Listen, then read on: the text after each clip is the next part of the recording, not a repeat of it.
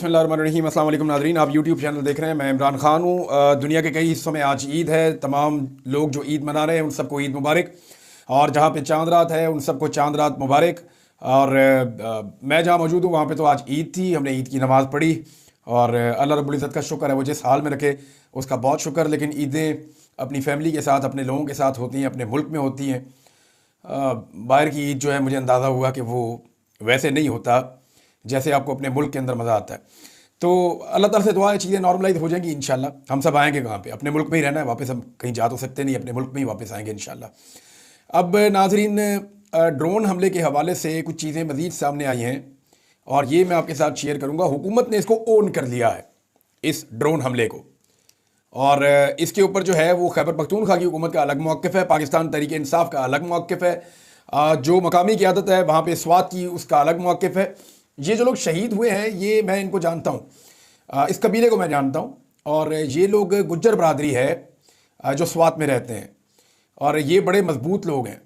स्वात के कुछ जो अपर स्वात के इलाके हैं पहाड़ों में, वहाँ पे ये गुज्जर बरादरी रहती है। मेरे पास से ये लोग कई दफ़ा मिलने आए, मेरी इनसे बातचीत भी हुई, और स्वात के अंदर जितनी भी कौमें रहती हैं उनमें मजबूत तरीन लोग इनको समझा जाता है।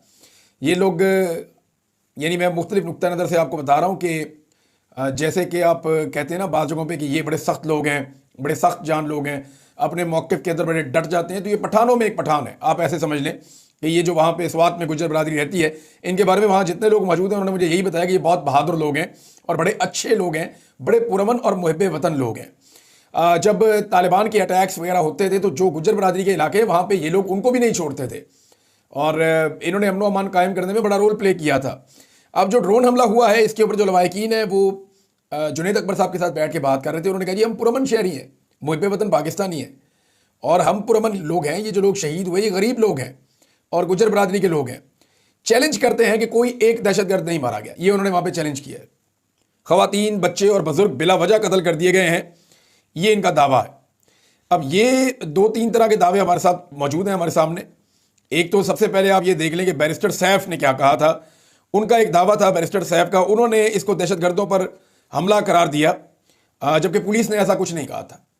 देखें, जो बैरिस्टर सैफ को इन्फॉर्मेशन मिली वो इन्फॉर्मेशन क्या थी उसके बारे में हमारे पास खबर मौजूद है। बैरिस्टर सैफ ने यह कहा कि दहशतगर्दों के ऊपर अटैक हुआ है, और साथ उन्होंने ये क्लेम किया कि मुसद्दका इतलात के बाद दहशतगर्दों पर अटैक किया गया है जिसमें दहशतगर्द मारे गए हैं। लेकिन दहशतगर्दों को मारने के दौरान कुछ खवातीन, बच्चे और बुजुर्ग जो हैं, जो आम वहाँ पे सिविलियन से, उनकी शहादतें भी हुई हैं।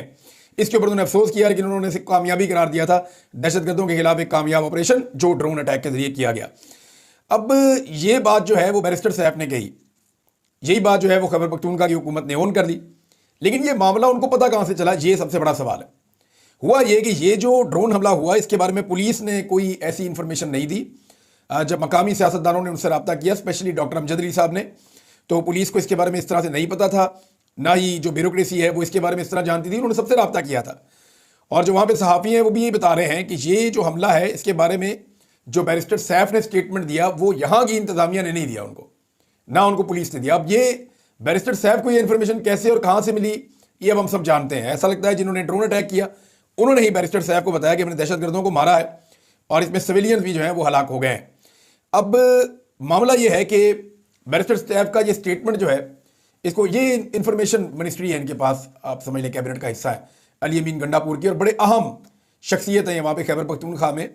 अगर कोई शख्स खैबर पख्तूनख्वा की हुकूमत में अली अमीन गंडापुर से भी ज़्यादा इंपॉर्टेंट है, जैसे शहबाज शरीफ के पास सबसे इंपॉर्टेंट आदमी जो है वो मोहसिन नकवी है, तो ऐसे यहाँ पे ये बैरिस्टर सैफ है। जिस तरह शहबाज शरीफ के ऊपर मोहसिन नकवी को मुसल्लत किया गया है, ऐसे ही अली अमीन गंडापुर के ऊपर बैरिस्टर सैफ को मुसल्लत किया गया है, और इस शख्स को कोई वहाँ से नहीं हिला सकता। पाकिस्तान तहरीक इंसाफ चीखें मार मार के थक गई, रौले डाल दिए उन्होंने कि हटाओ इसको, ये क्या कर रहा है। पहले भी स्टेटमेंट्स इन्होंने दिए हैं, कभी इंडियन वज़ीर खारजा को कहते हैं कि वो आके पीटीआई के जलसे में तकरीर करे, कभी कोई और स्टेटमेंट, ये हमेशा कोई अलग ही लाइन ले लेते हैं, जिसका बाद में खैबर पख्तूनख्वा की हुकूमत को या पाकिस्तान तहरीक इंसाफ को जो है नुकसान भी उठाना पड़ता है। बाद औक़ात वो रिबटल्स भी देते रहते हैं कि हमारा इस बयान से कोई ताल्लुक नहीं है। और कई मरतबा तहरीक इंसाफ की जो सोशल मीडिया टीम है वो लोग और बाकी लोग वो कहते हैं इसको कब तक हम डिफेंड करेंगे, तो इस बंदे को जो है वो फारग किया जाए। अब ये मोहसिन नकवी है गंडापुर का, और मैं ये पहले कई बार आपको ये बात बता चुका हूँ, मैंने खुद अपनी आंखों से देखा है इसका कितना असर रसूख है। और जो गुजरा है वहाँ पे वो बताते हैं कि बैरिस्टर साहब को कोई नहीं हिला सकता।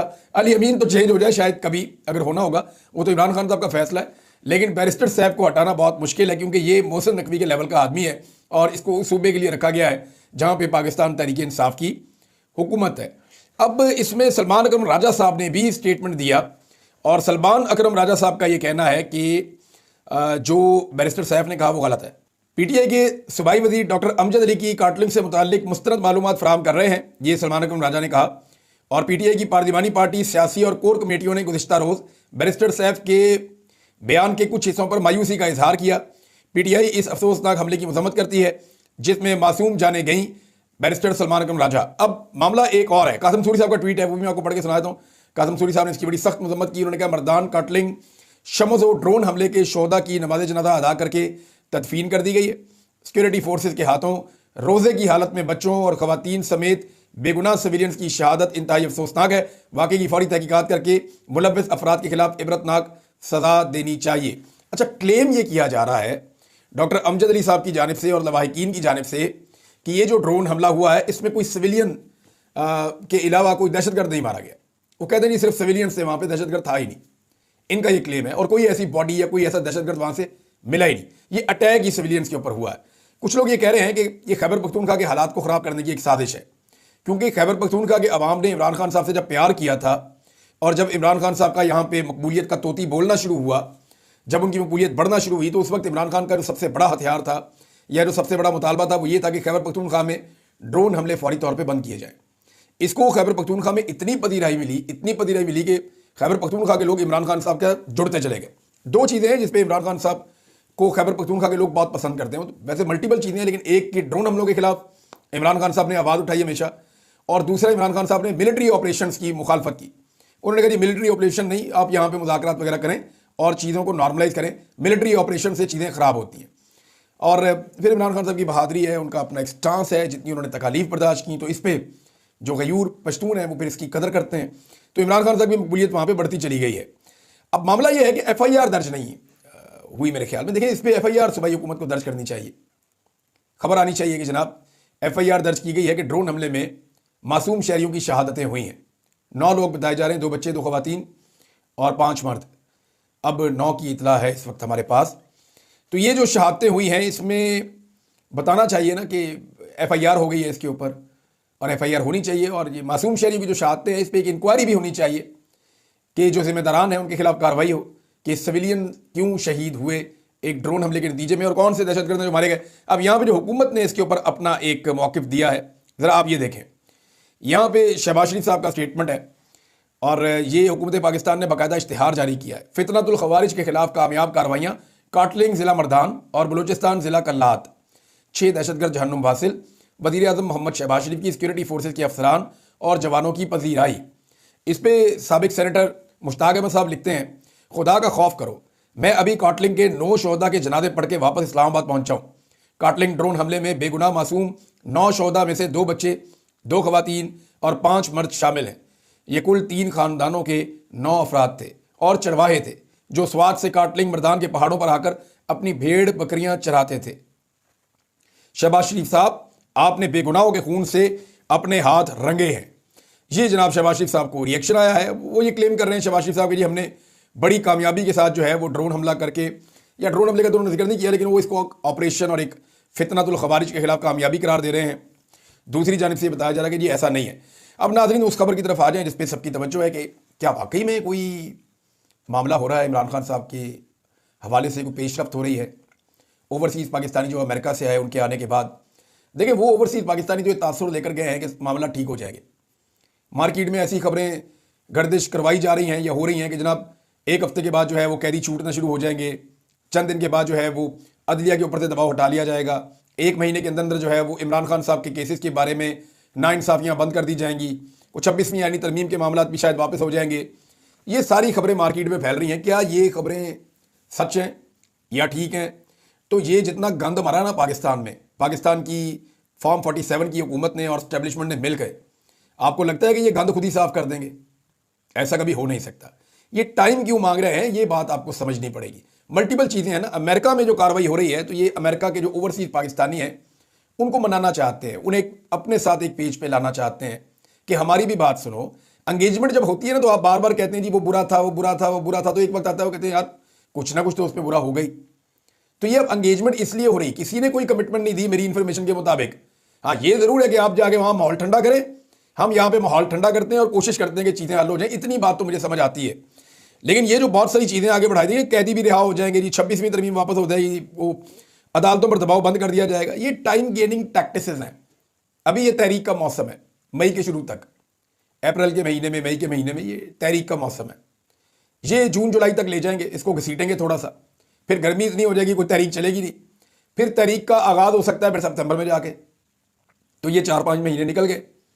सितंबर के बाद आप तहरीक शुरू करेंगे, फिर कोई और चीज हो जाएगी। तो एस्टेब्लिशमेंट को हमेशा लगता है कि एंगेज करो लोगों को और उनको एक ट्रक की बत्ती के पीछे लगाओ और बड़े आराम से अपनी चीजें हैंडल करो, मामलात को रिजॉल्व करो और हर तरफ हर सिमत में काम करते रहो। तो वो ऐसे ही करते हैं और इधर फोकस उनका ज्यादा है। देखें, उनका फोकस दहशतगर्दों के खिलाफ इतना ज्यादा नहीं है जितना फोकस पाकिस्तान तहरीक इंसाफ को टैकल करने में है। और ओवरसीज पाकिस्तानी यहाँ पे जिस किस्म के प्रोटोकॉल्स लेकर गए हैं, तो उनका ये सोचना बनता है कि शायद मामला ठीक हो रहे हैं। देखिए, वो ये कहते हैं ना कि हमें इमरान खान से मिलवा दें, नहीं मिलवाया गया। वो कहते हैं ना कि बेगुनाह कैदियों को छोड़ना शुरू कर दें। अब मैं आपको एक मिसाल देता हूं कि अगर एस्टेब्लिशमेंट की नीयत ठीक है और वो चीज़ें ठीक करना चाहती है, तो ये देखें, पाकिस्तान तहरीक इंसाफ के अपने ऑफिशियल अकाउंट से ये इंफॉर्मेशन शेयर वहां पे भी हुई है। ये खातून है, वो ये बता रही हैं कि उस्मान महमूद साहब है, उनकी अहलियाँ हैं। मेरे शौहर उस्मान महमूद को 15 मार्च को नामालूम अफराद ने अगवा किया और आज तक तमाम दरवाजे खटखटाने के बावजूद उन्हें वापस नहीं भेजा गया। हमारे 3 बच्चे हैं, कल बच्चों की ईद पर हम उन्हें क्या बताएं कि उनके वालिद कहाँ हैं? हमने ऐसा क्या गुनाह किया है? वो तो पिछले 2 साल से सोशल मीडिया पर भी एक्टिव नहीं थे। लाहौर से अगवा किए गए social media member Usman Mahmood की अहलिया का वीडियो पैगाम। एक तरफ दावे हो रहे हैं कि चीज़ें ठीक हो रही हैं, दूसरी तरफ ये जो वर्कर्स अगवा हैं, जबरी तौर पर लापता है, उनका पता ही कुछ नहीं कि उनके साथ क्या होना है। देखिए, कम से कम गुडविल जेस्चर ये तो हो सकता है। चले एक चीज़ मैं बता देता हूँ, एक छोटा सा गुडविल जेस्चर, ठीक है ना, टेम्परेचर डाउन करना है तो दोनों तरफ से होना चाहिए, एक तरफ से तो नहीं हो सकता। और टेम्परेचर कहाँ पे डाउन हो रहा है? इमरान खान की किताबें बंद हैं, बच्चों से वो अपनी बात नहीं कर सकता, मुलाकातें उसकी बंद की हुई हैं, सियासी लीडरशिप उसको मिल नहीं सकती, वो अदालतों में जाके अपीलें कर रहे हैं, अदालतों के अहकाम को बूटों तले रौंदा जा रहा है। ये टेम्परेचर डाउन होने वाली बातें हैं। टेम्परेचर डाउन करना है तो सबसे आसान तरीका मैं आपको बता देता हूं। सुप्रीम कोर्ट ऑफ पाकिस्तान के फुल कोर्ट ने फैसला दिया हुआ है कि पाकिस्तान तहरीक इंसाफ की मखसूस नशिस्तें उन्हें दे दी जाएं, दे दें मखसूस नशिस्तें, टेम्परेचर डाउन होना शुरू हो जाएगा और कम से कम यकीन तो आएगा किसी को कि अदालती फैसलों पर अमल हो रहा है, इंसाफ होना शुरू हो चुका है। तो कम से कम आप इतना काम कर दें। लेकिन देखिए, मैं आपको एक बात बताता हूं, मखसूस नशिस्तें नहीं दी जाएंगी पाकिस्तान तहरीक इंसाफ को। उसकी वजह है अदलिया पूरी तरह से कंट्रोल कर दी गई है। अगर पाकिस्तान तहरीक इंसाफ को पाकिस्तान तहरीक इंसाफ की मखसूस नशिस्तें मिल जाती हैं तो पाकिस्तान पीपल्स पार्टी बहुत तगड़ी हो जाएगी और इस हुकूमत को ब्लैकमेल करने की पोजीशन में आ जाएगी। अब आप पूछेंगे कि सीटें मिलनी है पीटीआई को और तगड़ी हो जाएगी पीपल्स पार्टी, ये कैसे हो सकता है? वो मैं बताता हूं आपको।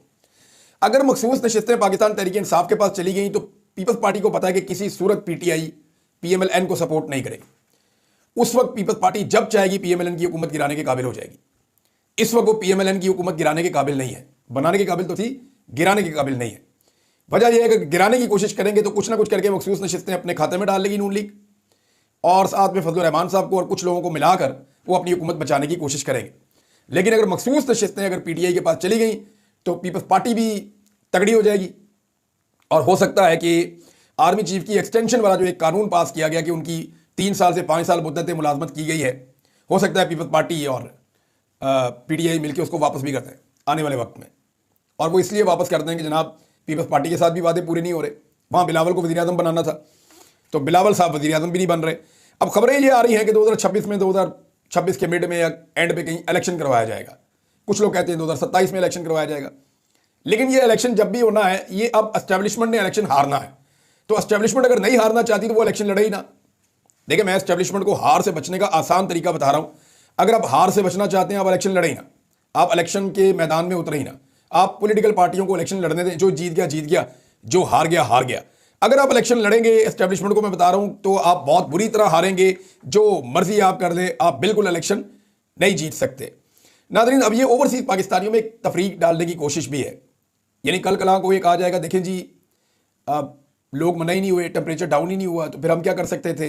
तो इस पर एक तफरका भी पैदा हो सकता है ओवरसीज पाकिस्तानियों में। इसका नुकसान कितना होगा पाकिस्तान तहरीक इंसाफ को या उनकी जो एफर्ट है जो ओवरसीज पाकिस्तानी कर रहे हैं, इसका भी अंदाजा नहीं है। देखिए, ये तो नहीं हो सकता ना कि 4, 6, 5 ओवरसीज पाकिस्तानी आए और पाकिस्तान की फौज के साथ बातचीत करें और मामला सारे सीधे हो जाएं। ऐसे होता है भला? वो इसमें ये जिस लेवल का मामला है ना इमरान खान का, इमरान खान पाकिस्तान का वज़ीर आज़म, और पाकिस्तान का सबसे मकबूल लीडर है। पाकिस्तान की एस्टेब्लिशमेंट को उसकी मकबूलियत से मुसीबत पड़ी हुई है। यहाँ तो इंटरनेशनल गारंटर्स बैठे तो तब भी बात समझ नहीं आती। तो ये ओवरसीज पाकिस्तानी आज कह देंगे जी ये काम हो जाएगा, और फर्ज करें कि 2 महीने बाद नहीं होता, तो आप इनको पूछेंगे तो ये कहेंगे जी नहीं हुआ, बहुत बुरे लोग थे वो। ये इनके ऊपर तो आप वो भरोसा आप करें इन पे, बेशक देखिए मुझे ये बहुत अच्छे लोग हैं, इन पे आप भरोसा कर सकते हैं, लेकिन मामला ये है कि इनकी हैसियत क्या है पाकिस्तान की एस्टेब्लिशमेंट के सामने अगर वो इनके साथ वादा खिलाफी कर दें तो। ये है मेरा बुनियादी सवाल।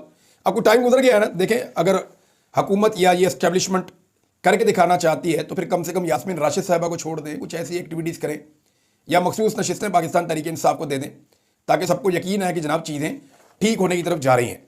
नाज़रीन, एक स्टेटमेंट बहुत ज़्यादा मार्केट में गर्दिश कर रहा है कि आम माफ़ी का इमरान खान साहब ने ऐलान कर दिया, इमरान खान माफ़ करने के लिए तैयार है पाकिस्तान की खातिर। मैं ज़रा इसको क्लियर कर दूँ, ये लोग गोल मोल कर देते हैं बात को। अली अमीन गंडापुर ने स्टेटमेंट दिया तो उसका एक अलग ही पूरा माहौल बन गया। जी शेख वकास अकरम साहब ने भी ये बात क्लियरली कही है कि इमरान खान अपने मामले को माफ़ कर सकता है, कि जो इमरान खान के साथ घटियापन किया गया पाकिस्तान में, वो कह रहे जी वो मैं माफ़ करने के लिए तैयार हूँ। लेकिन जो ख़वातीन के साथ हुआ, चादर और चार दीवारी का तकद्दुस पामाल हुआ, शहीद अरशद शरीफ की शहादत हुई, जो सहाफ़ियों के साथ हुआ, जो पाकिस्तान में चादर और चार दीवारी का तकद्दुस पामाल करने के अलावा ख़वातीन को गिरफ्तार किया गया, घसीटा गया सड़कों पर, लाशें गिरी हैं, बेशुमार ज़ख्मी हैं, लोगों को गोलियाँ मारी गई हैं। क्या इमरान खान साहब के बाद ये हक है कि वो इन सारे मामलात में भी आम माफ़ी का ऐलान कर दें? मुझे नहीं लगता। रूल ऑफ लॉ अगर आपने मुल्क में लेकर आना है तो उसका तरीकाकार यही होगा कि आपने कानून के दायरे में सबको लाकर खड़ा करना है और कानून के मुताबिक कार्रवाई करनी है। अगर वो आप नहीं करेंगे तो फिर कोई फायदा नहीं है, फिर ये मामला ऐसे ही चलता रहेगा, ये सिलसिला ऐसे ही चलता रहेगा, कोई चीज़ तब्दील नहीं होगी। ये बात आप मेरे से लिख के ले लें, कुछ भी तब्दील नहीं होगा। और अब एस्टेब्लिशमेंट चाहती है कि चंद महीने और निकल जाए, वो खतरा वतरा टल जाए, और आने वाले वक्त में फिर आने वाले वक्त में देखा जाएगा। ये तो 10-10, 15-15 दिन करके गुजार रहे हैं कि किसी तरह इनकी हुकूमत मुद्दत पूरी कर ले, और बड़ी कोशिश कर रहे हैं कि मामला थोड़ा सा और आगे घिसट के चला जाए, थोड़ा सा और आगे घिसट के चला जाए, लेकिन मामला इनसे घसीटा नहीं जा रहा। नाज़रीन, अहमद खान नियाज़ी साहब हैं, ये इमरान खान साहब के रिश्तेदार हैं। इन्होंने इमरान खान साहब के लिए बड़ी कुर्बानी दी है, ये हर जगह पे मौजूद होते थे, हर जगह पे जो है वो फ्रंट पे खड़े होते थे। अहमद खान नियाज़ी साहब का एक स्टेटमेंट है, बड़ा उनका तकलीफ दे स्टेटमेंट है, मैं आपको पढ़ के सुनाता हूँ। और ये क्योंकि ऐनी शाहिद हैं हर चीज़ के, चाहे वो इमरान खान पे हमला हो या इमरान खान साहब की मीटिंग्स हों या जलसे जुलूस हों, हर जगह पे ये इमरान खान के साथ होते थे। तो उन्होंने कहा कि एक वक्त था कि अगर फालतू का एक सिपाही भी बनी गाला या जमान पार्क आ जाता था तो पूरी पीटीआई अवाम के साथ इमरान खान के घर हिफाजत के लिए पहुंच जाती थी। लेकिन अब ये वक्त आ गया है कि पीटीआई रहनुमाओं के नाक पर मक्खी तक नहीं बैठती। क्या ये सारे जेल और कुर्बानियों के रिकॉर्ड इमरान खान ने ही बनाने हैं या तुम लोग भी कुछ करोगे?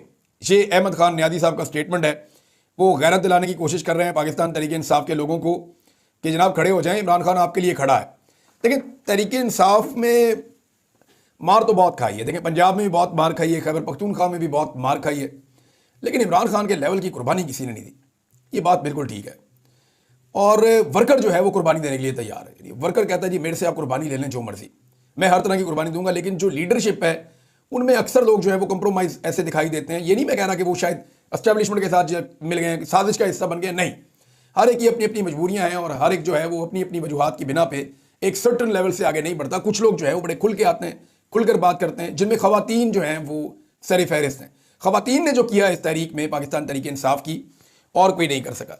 तो नाज़रीन, इस वीलॉग को यहाँ पे रोकते हैं, अगले वीलॉग में कुछ और चीज़ें बताएंगे। लेकिन याद रखिएगा कि अख्तर बेंगल साहब का जो धरना है वो वहाँ पे लखपास के पास बैठा हुआ है, और वो ये कह रहे हैं कि जब तक ये रुकावटें नहीं हटती हम ईद भी नहीं मनाएंगे, हम यही बैठेंगे, हम अपनी ख़वातीन को रिहा करवा कर जाएंगे, हम कोयटा में दाखिल होंगे।